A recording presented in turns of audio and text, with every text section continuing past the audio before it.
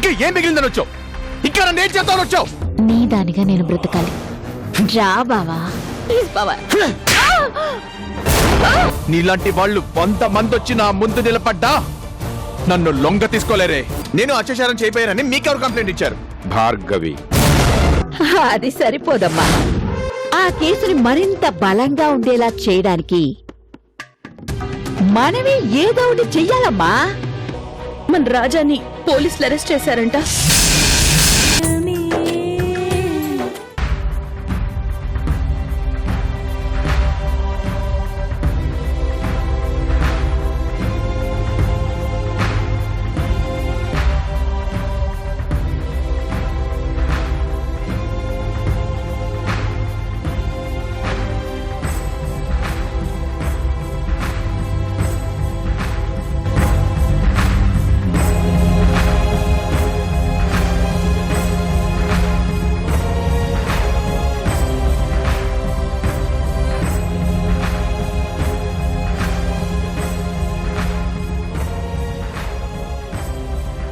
నీకు ఏ గతి పట్టిస్తానో చూస్తూ ఉండు.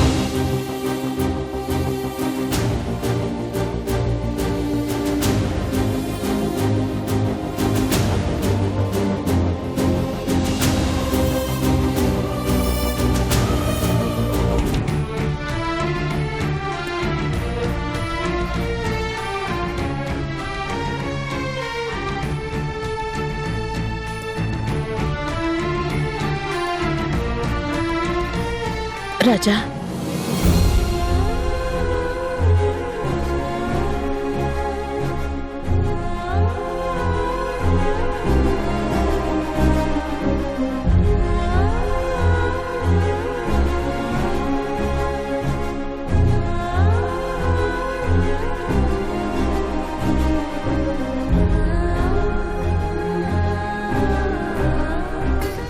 ఏంటి రాజా ఇది?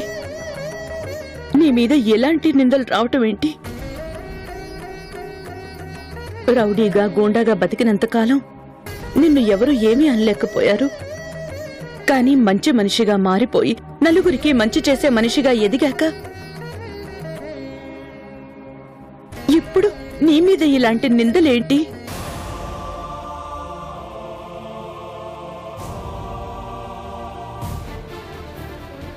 నువ్వు తప్పు చేశావంటే ఎవరు నమ్మరు రాజా.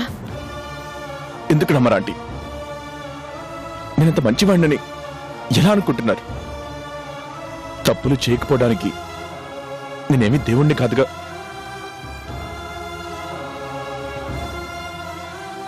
భార్గవి అందరికీ చెప్తుంది కదా నేను తనని బలవంతం చేయబోయానని. ఒక ఆడపిల్ల సిగ్గు విడిచి చెప్తుందని లోకం నమ్ముతుంటే మీరెందుకు నమ్మరు? మీరు కూడా నమ్మండి. నమ్మను రాజా. నేనే కాదు, నీ గురించి తెలిసిన వాళ్ళు ఎవరూ నమ్మరు. ఓ మంచి మనిషి రౌడీగా మారాడంటే లోకం నమ్మదేమో గాని, రౌడీగా తిరిగిన మనిషి మంచివాడిగా మారాక తప్పు చేశాడు అంటే ఎవ్వరూ నమ్మరు. ఎందుకు నమ్మరా ఆంటీ? ఎందుకు నమ్మరు? నేనంత మంచివాడినని ఎలా నమ్ముతున్నారు? నన్ను చూడండి, ప్రాణానికి ప్రాణంగా ప్రేమించిన నా భార్య తప్పు చేసిందని ఎంత ఈజీగా నమ్మేశాను. ఏ మీరు మాత్రం ఎందుకు నమ్మరు? మీ కళ్ళ ముందే కదా నా భార్యని పతిత కులట అని నీచంగా మాట్లాడాను. తను హాస్పిటల్లో ఉంటే మొహం చూడటానికి కూడా నేను రాలేదు. ఇంటికి తీసుకొస్తే కనీసం మొహం చూసి ఎలా ఉన్నావని అడగడానికి కూడా నాకు నోరు రాలేదు. అలాంటిది నన్ను ఇంకా మంచి మనిషి అని మీరెలా సర్టిఫికేట్ ఇస్తున్నారు? ఎలా నాతో మాట్లాడగలుగుతున్నారు?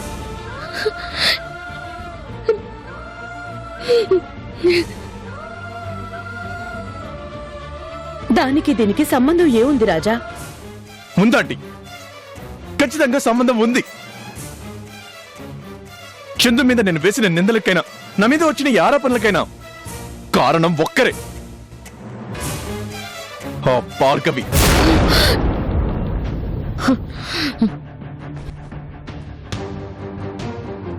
మగాడికుండే అనుమానాన్ని అపనమ్మకాన్ని అడ్డు పెట్టుకుని చందు మీద నాకు అనుమానం కలిగేలా చేసింది. ఆడదాని మీద సమాజానికుండే జాలిని నమ్మకాన్ని అడ్డు పెట్టుకొని నన్ను బలిపశువుం చేసింది. ఇందులో భార్గవి తప్పు కూడా ఏం లేదా ఆంటీ? ఎదుటి ప్రాణిని చంపడం మృగ లక్షణమని తెలిసి కూడా మన జాగ్రత్తలో మనం లేకపోవడం మన తప్పు. ఆ తప్పుకి నాకు శిక్ష పడాలి. నా చందుని నేను అనుమానించినందుకు నాకు శిక్ష పడాలి. దారుణంగా అవమానించినందుకు నాకు శిక్ష పడాలి.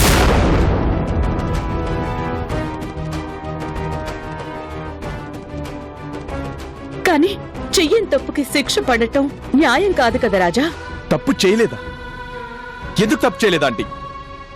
భార్గవి నా కాపురం మీద దెబ్బ కొట్టాలని చూస్తుందని తెలిసి కూడా చందుని అవమానించడం తప్పు కాదా? ఆ సురేష్ అనే వాణ్ణి మా మీద ప్రయోగించింది ఆ భార్గవి అనే విషయం నా అంతటా నేను తెలుసుకోకపోయి ఉంటే జీవితాంతం నేను నా భార్యని ద్వేషించేవాణ్ణేగా. మరి అది తప్పు కాదా ఆంటీ? కనిపించని ఈ తప్పులకి ఎవరు శిక్ష వేస్తారు? అందుకే కనిపించే ఈ అపనిందకి శిక్ష పడాలని నేను కోరుకుంటున్నాను. భార్గవి వేసిన నిందకు కాదాంటి, చందుకి చేసిన ద్రోహానికి శిక్ష పడాలని కోరుకుంటున్నాను.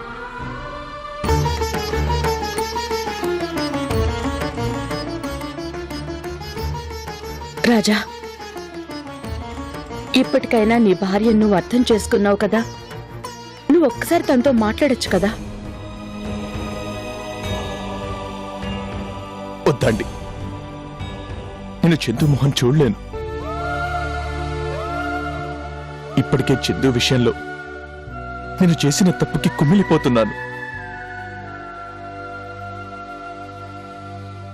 ఇంకా తన కళ్ళలోకి చూసి మాట్లాడే ధైర్యం, అర్హత నాకు లేవా ఆంటీ?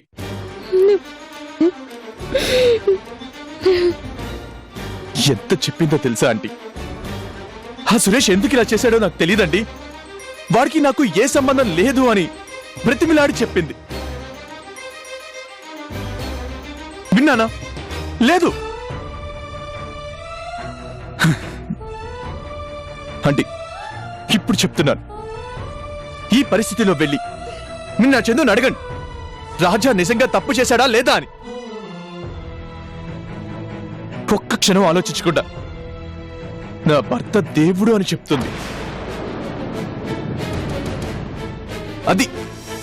అది నా మీద నా భార్యకున్న నమ్మకం.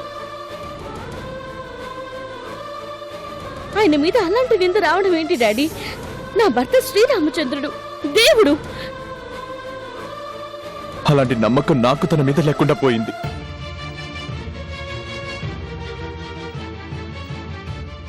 ఆ బాధతోనే అప్పుడు నేను గెస్ట్ హౌస్ లో ఉండిపోయాను. అప్పుడే ఆ భార్గవి వచ్చిందండి. నా మీద తన పంజా విసిరి నా మీద అబాండాలు వేసింది. నాకు ఇలా కావాల్సిందే ఆంటీ, ఖచ్చితంగా నాకు ఇలా జరగాల్సిందే. నా జీవితంలో జరిగిన ప్రతి చెడుకి కారణం ఆ భార్గవి ఆంటీ. అయినా నేను దాని మాయలో పడ్డాను. పార్వతి, సురేష్ అనే 2 పావుల్ని కలిపి నా సంసారాన్ని సర్వనాశనం చేసింది ఆ భార్గవి. బావి వరుసలు మర్చిపోయి నన్ను ఇబ్బంది పెట్టాలని చూసింది ఆ భార్గవి. నా బాధంతా ఒకటే ఆంటీ, నేను చచ్చిపోయేలోగా ఆ భార్గవిని చంపాలి. ఆ తర్వాతనే నా చందుని కలిసి క్షమాపణలు చెప్పుకోవాలి.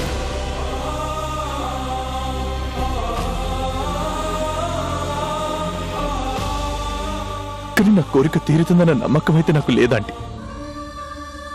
రాజా, ఒక్కసారి చందు నీతో మాట్లాడాలని ఆశపడుతోంది.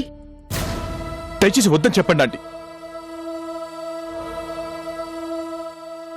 తనని నా ముందుకు రానివ్వకండి. అపరాధ భావం నా మనసుని కాల్చేస్తోంది. భార్గవి చేసిన దుర్మార్గాన్ని భరిస్తాను, కానీ చందు చూపించే ప్రేమ, నమ్మకాన్ని మాత్రం భరించలేనండి. చందు ప్రేమని తలుచుకుంటూ భార్గవి దుర్మార్గానికి బలైపోతాను. అంతే అంతే అంతే.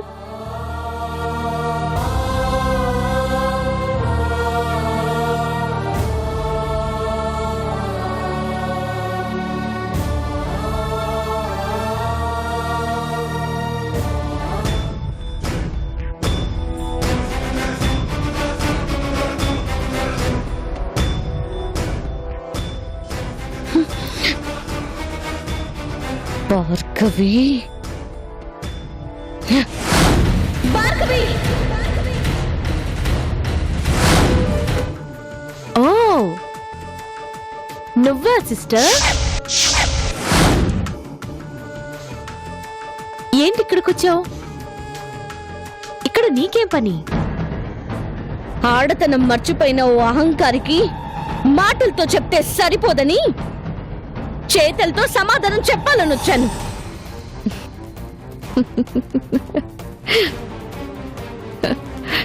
అది చాలదంటే చెప్పుతో కూడా సమాధానం చెప్పిపోదామని వచ్చాను. ఏంటి మాటల జోరు చాలా ఎక్కువైంది? ఎవరితో మాట్లాడుతున్నావో తెలిసే మాట్లాడుతున్నావా? తెలుసు. పుట్టడమే కటకడాల మధ్యన పుట్టి పగ ప్రతీకారుల కోసం వెంపర్లాడే ఒక దుర్మార్గురాలతో మాట్లాడుతున్నాను. మంచితనం అనే మాట మచ్చుకైనా కనిపించని ఒక కిరాతకురాలతో మాట్లాడుతున్నాను. ప్రపంచంలో ఏ ఆడపిల్ల చేయకూడని దుర్మార్గాలన్నీ చేసిన ఒక శాడిస్టుతో మాట్లాడుతున్నాను. దేవుడికి నీ బుద్ధి తెలుసు కాబట్టే అమ్మని నాన్నని తోబుటోల్ని అయిన వాళ్ళందరినీ నీకు దూరం చేశాడు. లేకపోతే నీ శాడిజానికి వాళ్ళందరూ బలైపోయేవాళ్ళు. ఏయ్, నా ఇంటికొచ్చి నన్నే నోటికొచ్చినట్టు అంటున్నావు? ఏ ప్రాణాలతో వెనక్కి వెళ్ళాలని లేదా? ఏం చేస్తావే? చంపుతావా? రా చంపు. చావు ఎలా ఉంటుందో, దాని బాధ ఎలా ఉంటుందో ఆల్రెడీ రుచి చూసిన దాన్ని నువ్వే చూడలేదు. చూపించనా? ఎదుటి వాళ్ళు తెగించినంత వరకు ఎవరి ఆటలైనా సాగుతాయి. ఒక్కసారి తెగిస్తే నేను నీకంటే పెద్ద రాక్షసిని, అది తెలుసుకో. నా భర్త మీద కన్నేశావు. ఆయన నీ మొహం కూడా చూడట్లేనని నాకు ఆయనకి మధ్య గొడవలు పెట్టాలని చూశావు. అయినా నీకు దక్కలేదన్న కసితో ఆయన మీద అన్యాయంగా కేసు పెట్టావు. ఏం సాధించాలని? నువ్వు ఎంత గించుకున్నా ఏం సాధిస్తావు? నేనేం సాధిస్తానో నీకిప్పుడు అర్థం కాదు సిస్టర్. రేపు నీ మొగుడికి కోర్టులో శిక్ష పడుతుందే, అప్పుడు తెలుస్తుంది. ఏయ్, ఆయనకి శిక్ష పడాలంటే ఈ కోర్టులు లాయర్లు సరిపోరు. ఎందుకంటే ఆయన నిజాయితే ఆయనకి శ్రీరామ రక్ష. నువ్వు బరి తెగించి ఆయన మీద పడినా నీ వంక కన్నెత్తి కూడా చూడని గొప్ప వ్యక్తిత్వం నా భర్తది.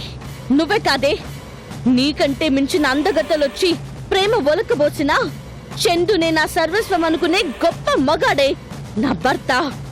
అలాంటి మనిషిని నీలాంటి వాళ్ళు ఏం చెయ్యలేరు. ఆయన ఇబ్బంది పెట్టడానికి నువ్వు సిగ్గు శరం వదిలేసి ఎంత నీచమైన స్థాయికి దిగజారినా ఆయన్ని మాత్రం ఏం చెయ్యలేవు. గుర్తుపెట్టుకో.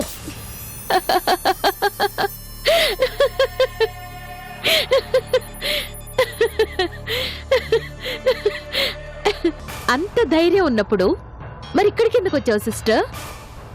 నీ భర్త చాలా గొప్ప మనిషి అని నమ్ముతున్నావు కదా. నీకు చేతనైతే ఈ కేసు నుంచి శిక్ష పడకుండా బయటపడగలవేమో ఒకసారి ట్రై చేసి చూడు. నేను మనసు పడ్డది ఏదైనా నాకు దక్కి తీరాలి. నాకు దక్కనిది ఎవ్వరికీ దక్కడానికి వీల్లేదు. నాకు రాజా నచ్చాడు. రాజా నాకు తోడుగా కావాలి అనుకున్నాను, కానీ ఒప్పుకోలేదు. ఇంత అందాన్ని ఇక్కడ వదిలేసి పిచ్చోళ్ళగా నీ చుట్టూ తిరుగుతున్నాడు. మాటల్లో చెప్పి చూశాను, వినలేదు. అందుకే నీ మీద మనసు విరిగేలాగా చెయ్యాలి అనుకున్నాను. అలాగే చేశాను కూడా. అయినా నాకు దక్కలేదు. ఇక నీ భర్త బయటికి రావడం జరిగే పని కాదులే. సూర్యుణ్ణి చూసి తట్టుకోలేక కళ్ళు మూసుకొని సూర్యుణ్ణే మూసేశానని సంబరపడిపోతున్నావు.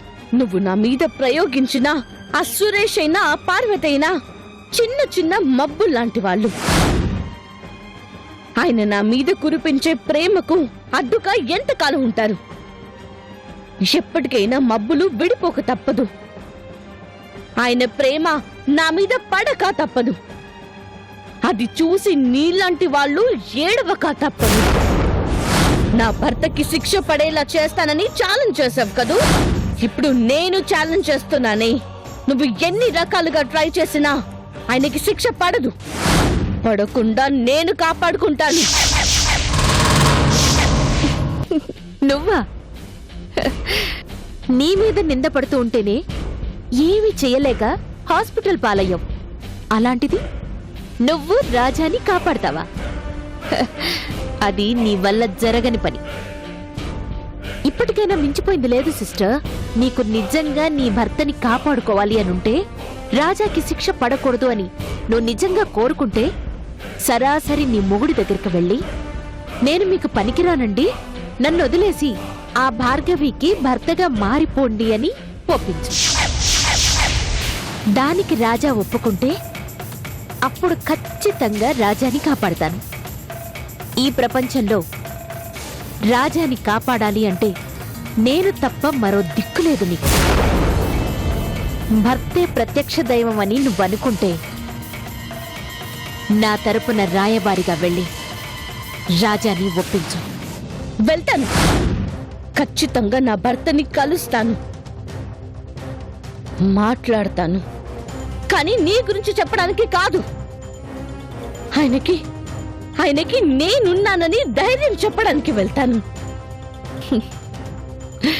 నా మొండితనం గురించి నీకు తెలీదు భార్గవి. అందరూ నేను చచ్చిపోతాను అని చెప్పినా, నా భర్త కోసం నేను బతకాలి అని చావుతో యుద్ధం చేసి మరీ గెలిచాను. అలాంటిది ఇప్పుడు నా భర్త కోసం దేనితో అయినా యుద్ధం చేస్తాను. నా ప్రాణాలు అడ్డు పెట్టైనా సరే నా రాజాని నేను కాపాడుకుంటాను. అది అసంభవం. అసంభవమో సంభవమో నీకు అర్థమయ్యేలా చేస్తాను. మీ అమ్మ మీ తొట్టు ఓటమికి రెడీగా ఉండు.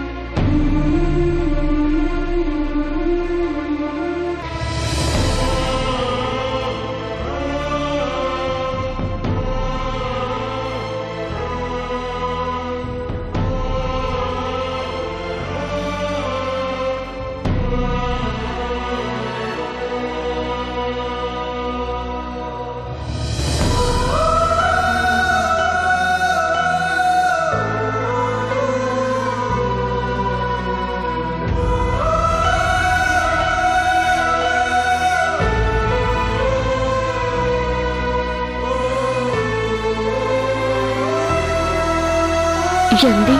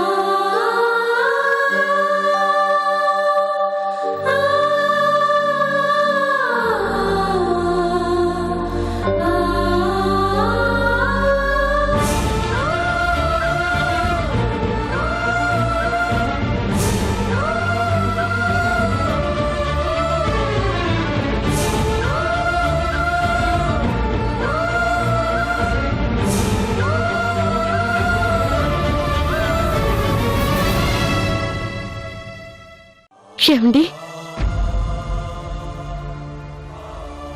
ఈ పాపిస్టోడి దగ్గరికి ఎందుకొచ్చావు చందు? వెళ్ళిపో. మిమ్మల్ని విడిచి నేనెక్కడికి వెళ్తానండి?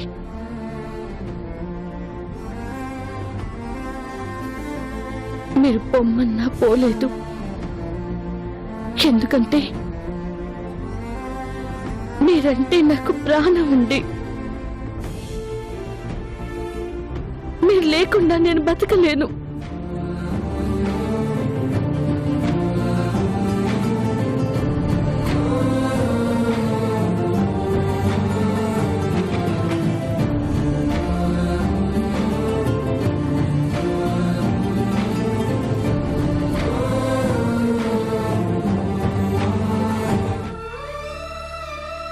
ఎందుకు చందు నా మీద ఇంత ప్రేమ? నేనేం చేశానని? నిన్ను అనుమానించానన్నా, లేక అభం శుభం తెలియని నిన్ను అనరాని మాటలన్నానన్నా? ఎందుకు నా మీద అంత ప్రేమ? ఇందులో మీ తప్పేముందండి? ఇదంతా ఆ భార్గవి ఆడించిన నాటకం. సురేష్ ని చూసి జాలిపడి ఉద్యోగం ఇప్పించడం నేను చేసిన తప్పు. ఆ పార్వతమ్మ మాటలు విని మీకు తెలియకుండా పూజలు చేయమంటే చేశాను. అలా చేయడం వల్లే మీకు నా మీద అనుమానం వచ్చింది. ఇవన్నీ నా తప్పులేనండి. ఇందులో మీ తప్పు ఏమీ లేదు. మీ స్థానంలో ఎవరున్నా ఇంతకంటే ఎక్కువగా రియాక్ట్ అవుతారు. అదే తప్పు చందు. అందరిలానే నేను ఆలోచించాను. ఇంక నా భార్య మీద నాకున్న ప్రేమేంటి?